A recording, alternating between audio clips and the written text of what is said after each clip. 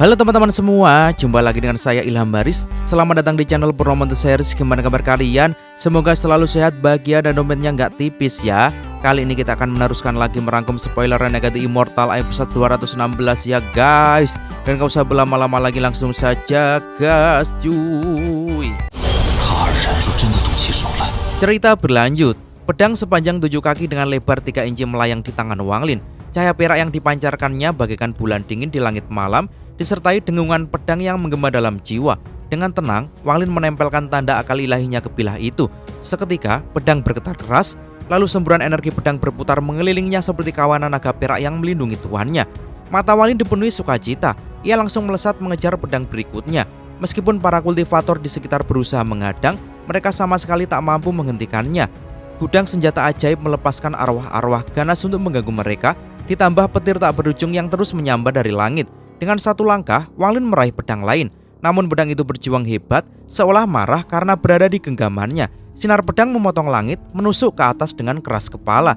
Sementara itu, 9 pedang terbang lainnya tiba-tiba menyuarakan himne pedang. Suara mereka bergema seperti paduan suara surgawi. Lalu tubuh mereka melebur menjadi satu pedang raksasa yang ganas, langsung menebas ke arah Wang Lin. Saat bilah raksasa itu menerjang, mata Wang Lin memancarkan kilatan dingin. Pedang di tangannya semakin liar, tapi ia segera menyegel dengan segel tangan kiri dan melemparkannya masuk ke dalam tas penyimpanan. Ledakan energi pedang dari pedang gabungan itu menghantamnya bagaikan angin tajam yang bisa menusuk jiwa asal. Tepat di saat genting itu, cahaya merah gelap memancar dari kejauhan. Dari dalam alam pembantaian, seorang pria parubaya berjubah merah muncul. Tubuhnya bergerak seperti kabut darah yang menyelinap cepat, ditemani 4 sosok humanoid yang dipanggil keluar dari labu sihirnya. Mereka langsung menerobos penghalang dan menyerang Wang Lin. Pria itu ternyata sejak lama bersembunyi, menunggu waktu yang tepat untuk menerkam. Ia tidak berani menyinggung King Sui dan bahkan waspada terhadap Sumu. Namun kini ia melihat celah. Dalam hatinya ia mencibir, jika aku berhasil, panggilan aliansi akan memberiku kedudukan besar. Kesempatan emas ini tidak boleh dilewatkan. Wang Lin melangkah maju, menembus pedang gabungan itu dengan segel di tangan kanannya. Panggil angin, teriaknya. Angin hitam muncul dari kehampaan, menggulung membentuk 3 naga hitam raksasa. Satu naga membelit ke 4 sosok humanoid, 2 lainnya meraung dan menyambar langsung ke arah kabut merah. Namun pria parubaya itu tertawa. Tubuh kabutnya terurai, lalu menyatu kembali menjadi sosoknya yang asli. Dengan gerakan cepat bagaikan ilusi, ia menembus di antara naga hitam dan menyerbu Wang Lin. Sumu, berhentilah berpura-pura. Dengan kekuatanmu, kau pasti seorang Nirvana Cleanser, serunya.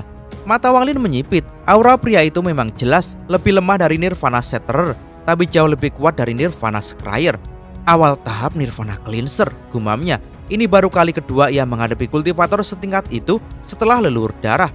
Pria itu melambaikan tangannya. Cahaya hitam terkumpul menjadi butiran pasir hitam tak berujung yang menyelimuti dunia. Pasir Gurun Hongze. Pasir sunyi itu mengandung energi asal dunia, padat dan menindas. Wang Lin mengerahkan tubuh dewa kunonya. 3 bintang berputar gila-gilaan di dahinya. Tinju raksasa dewa kuno terbentuk menghantam pasir hitam yang menggulung. Ledakan dahsyat mengguncang seluruh alam pembantaian. Pasir membentuk kepalan raksasa untuk melawan tinju Wang Lin. Tubrukan keduanya menghasilkan badai maut yang menyeret banyak kultivator tak berdaya, mengubah mereka menjadi kabut darah. Tinju pasir akhirnya runtuh. Tubuh Wang Lin juga terpental. Lengannya mati rasa dan sakit. Ia menarik napas panjang. Inilah kekuatan sejati Nirvana Cleanser. Saat Wang Lin masih mundur, tiba-tiba cahaya putih meledak dari tanah. Seorang lelaki tua berjubah hijau muncul. Matanya menyala ganas, bibirnya terangkat licik. Sumu, denganmu sibuk melawan master fantasi kosong. Waktunya aku memetik keuntungan. Dialah Tuan Iblis Dewa, pembunuh bayangan yang telah lama bersembunyi di alam pembantaian. Membantai tanpa jejak selama bertahun-tahun. Dengan 2 api hijau berputar di telapak tangannya, ia menyerbu langsung ke arah Wang Lin. Aura pembunuhan menindas, tubuhnya melesat seperti panah. Aku ingin lihat bagaimana kau bisa kabur kali ini, Sumu. Namun sebelum ia sempat mendekat, perubahan mengejutkan terjadi. Dari kabut ungu di kejauhan terdengar jeritan menyayat. 7 sosok ungu jatuh dari langit satu persatu, hancur berantakan hingga hanya tersisa 1. Pertempuran pun memasuki fase yang lebih berbahaya. Tubuh ungu yang jatuh dari langit itu ternyata adalah Master Alam Pembantaian. Wajahnya pucat pasi, darah menetes dari sudut bibir, dan tatapannya penuh dengan penderitaan. Namun sebelum ia sempat berbuat apa-apa, cahaya merah pekat melesat dari kabut ungu. Kilat merah itu terlalu cepat, melewati tubuh Master Alam tanpa melukainya, lalu menebas lurus ke arah Tuan Iblis Dewa. Ekspresi lelaki tua itu berubah drastis. Ia ingin menghindar, tetapi di hadapan Alam Ji King Sui, dirinya sama sekali tidak memiliki kualifikasi. Cahaya merah itu langsung menembus dadanya, mata Tuan Iblis Dewa meredup, tubuhnya ambruk, dan ia mati dengan cara paling bersih dibanding Nirvana Cleanser lain.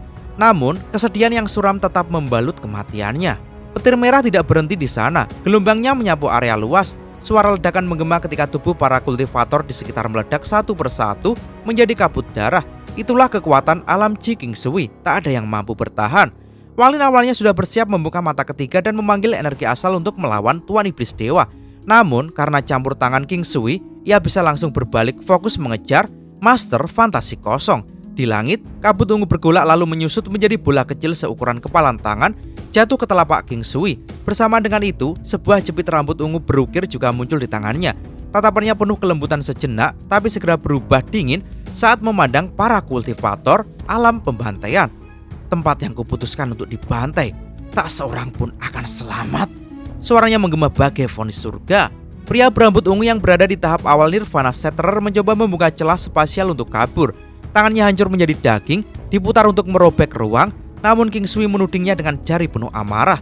Kalian berani memakai barang yang kutinggalkan untuk istriku sebagai harta? Mantra surgawi, gunung hancur. Langit bergetar, 6 gunung raksasa setinggi 20.000 kaki muncul entah dari mana. Mereka menyatu menjadi satu gunung megah. Lalu dari puncaknya memuntahkan asap hitam dan api merah gelap. Suhunya cukup untuk membakar semua kehidupan. Batu-batu besar runtuh dari langit, magma menyembur dari dalam bumi, racun pekat memenuhi udara. Seluruh alam pembantaian berubah menjadi neraka. Magma mengalir bagaikan samudera api, menghancurkan segala sesuatu. Para kultivator menjerit putus asa, tubuh mereka layu, terbakar, lalu lenyap menjadi abu. Retakan spasial pria berambut ungu pun runtuh, memaksanya mundur dengan wajah pucat. Bahkan, formasi pedang 99 pun tidak akan bisa menahan mantra surgawi ini, pikirnya ketir. Master Fantasi Kosong yang semula bertarung dengan Wang Lin segera menyerah. Ia mengutuk keras sambil melemparkan 9 pedang terbang untuk mengalihkan perhatian. Benar saja, mata Wang Lin menyala. Alih-alih mengejar, ia segera meraih ke-9 pedang yang masih bergetar keras dalam genggamannya. Di sisi lain, King Sui menutup segel tangannya. Runtuh pertama. Gunung itu berguncang, magma dan api menyembur lebih dahsyat. Gelombang kecut tak terbayangkan menyapu luas, menghanguskan lebih dari 10 kultivator sekaligus. Runtuh kedua. Ledakan magma menghancurkan puncak gunung, api merah memenuhi langit. Runtuh ketiga. Gunung raksasa itu pecah total, langit berubah menjadi samudera api. Tanah ditelan magma, udara dipenuhi kabut racun. Dalam sekejap mata, seluruh alam pembantaian menjadi lautan kehancuran. Jeritan terakhir para kultivator pun tenggelam dalam kobaran api. Hanya pria berambut ungu dan Master Fantasi Kosong yang tersisa, dan itu pun karena King Sui masih memilih untuk membiarkan mereka hidup. Semua bangunan, semua pondasi, alam pembantaian meleleh tanpa jejak. Wang Lin tertegun, ia tidak pernah membayangkan kedahsyatan mantra surgawi ini. Gunung hancur, bisiknya dengan kagum. Dengan satu lambaian lengan, King Sui menarik 88 sinar cahaya perak dari dalam magma. Cahaya itu berputar lalu menyatu menjadi bola cahaya. Ia melemparkannya ke arah Wang Lin. Karena kau menyukainya, maka ini kuhadiahkan padamu. Wang Lin meraih bola perak itu dan menyimpannya. Namun matanya tetap menatap King Sui yang kini berubah menjadi angin hitam. Ia menyeret Master Fantasi Kosong dan pria berambut ungu bersamanya. Alam pembantaian yang dibangun dalam celah spasial alam hujan surgawi runtuh total ditelan kehampaan. Sebelum tenggelam ke dalam pusaran, King Sui menatap Wang Lin. Sumu, setelah hari ini, tak ada yang tahu kapan kita akan bertemu lagi. Jaga dirimu.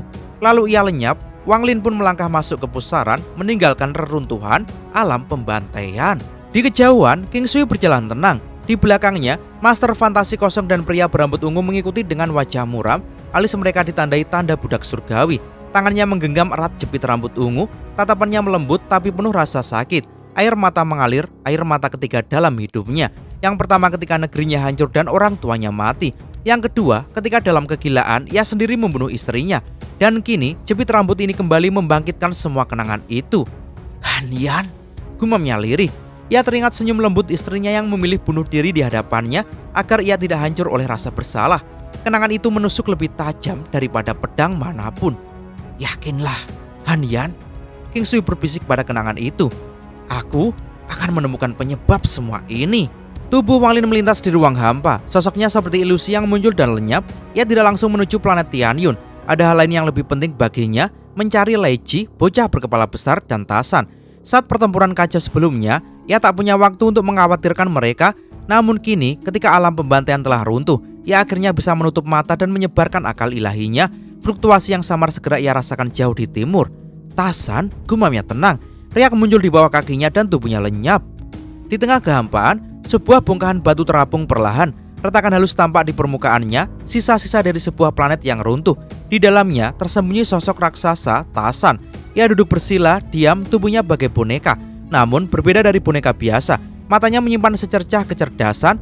Itu berkat mantra King Sui yang meleburkan jiwa asal ke dalam tubuhnya, membuatnya memiliki kesadaran meski samar. Saat Wang Lin muncul dari riak ruang, Tasan membuka matanya. Tanpa kata-kata, ia berdiri di atas batu itu dan menunduk penuh hormat. Wang Lin tersenyum tipis, melambaikan tangannya. Seketika, tubuh raksasa itu berubah menjadi bayangan dan lenyap ke belakangnya. Selanjutnya, bocah berkepala besar dan Lai Ji. Wang Lin memejamkan mata lagi. Ia mencoba melacak segel pada bocah berkepala besar, namun alisnya segera berkerut. Jejaknya sangat lemah, seolah bisa menghilang kapan saja. Dengan langkah ringan, tubuhnya kembali menghilang ke dalam riak. Di kejauhan, sebuah sosok raksasa bergerak terseok di antara bintang-bintang. Tubuhnya penuh luka, setiap langkahnya meneteskan darah. Lebih mengerikan lagi, sepanjang tulang belakangnya antara ruas pertama hingga ketujuh terdapat lubang-lubang dalam yang memancarkan cahaya hijau beracun. Lubang serupa menodai sendi-sendinya, menyiksa tubuhnya dengan rasa sakit yang tak tertanggungkan. Di bahunya, seorang pemuda berkepala besar duduk dengan tubuh lemah. Bocah berkepala besar, wajahnya pucat, matanya nyaris kehilangan cahaya.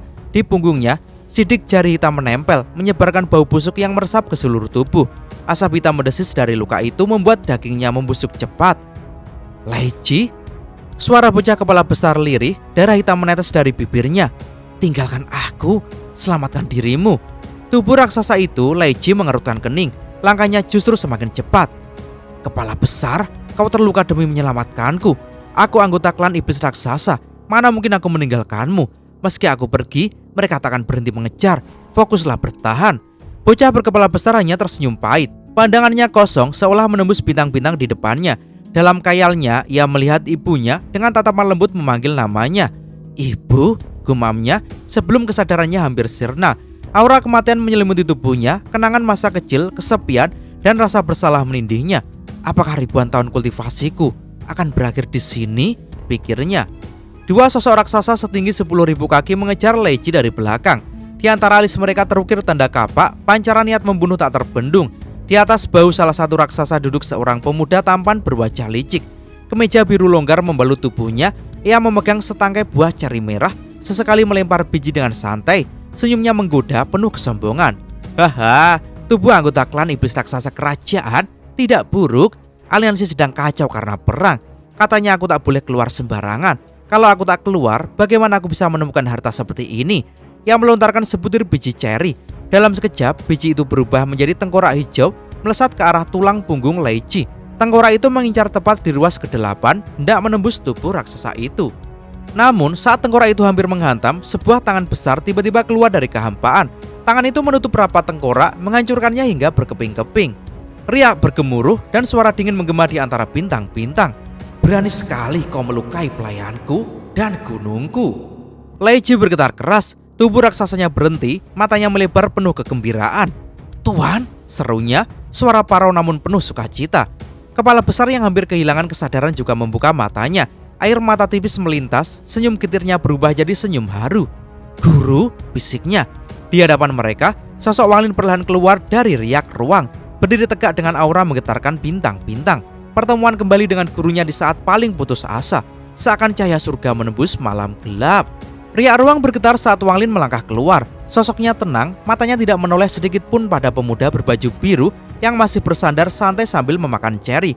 Tatapan Wang Lin hanya tertuju pada Lai Ji yang penuh luka dan kepala besar yang berada di ambang kematian. Ketika matanya melihat jelas sidik jari hitam busuk yang melekat di punggung kepala besar, aura dingin melintas di wajahnya. Tanpa ragu, tangan kanannya menekan punggung muridnya. Energi asal tak terbatas mengalir masuk ke tubuh kepala besar. Kepala besar memuntahkan darah hitam yang memancarkan bau busuk pekat. Warna di wajahnya sedikit kembali, meski tubuhnya masih bergetar lemah. Sementara itu, pemuda berbaju biru masih malas mengunyah ceri. Matanya setengah terpejam, ia menuju ke arah Wang Lin dengan malas. Sun Gouzi, tubuh klan iblis raksasa yang kuberikan padamu sudah cukup kuat. Gunakan kultivasimu, bunuh orang ini yang berani menghina aku. Raksasa di sampingnya segera menunduk penuh hormat, seperti yang Tuan Muda perintahkan. Dengan sekali langkah, tubuh raksasa itu, Sun Gouzi bergetar hebat. tangan besarnya membentuk segel dan tiba-tiba lautan luas terbentang di bawah kakinya. Ombak raksasa bangkit, berubah menjadi naga laut mengamuk yang meluncur ke arah Wang Lin dengan raungan. "Junior, terimalah kematianmu," teriak Sun Gouzi menekan telapak tangannya. Namun Wang Lin tidak bergeming, tangan kanannya tetap menempel di punggung kepala besar menyembuhkan muridnya. Matanya bahkan tidak melirik naga laut yang meraung ke arahnya. Tubuh Sun Gouzi memang kuat, tapi ia hanyalah Nirvana Scryer tahap awal. Bagaimana mungkin bisa dibandingkan dengan tubuh dewa kuno bintang 5 Wang Lin? Dengan santai, Wang Lin melambaikan tangan kirinya. Seketika ruang di antara dirinya dan naga laut berderak seakan hendak runtuh. Mata pemuda berbaju biru yang sedang menggigit cari menyipit, dan untuk pertama kalinya ia berhenti makan. Naga laut yang menerjang seketika gemetar hebat.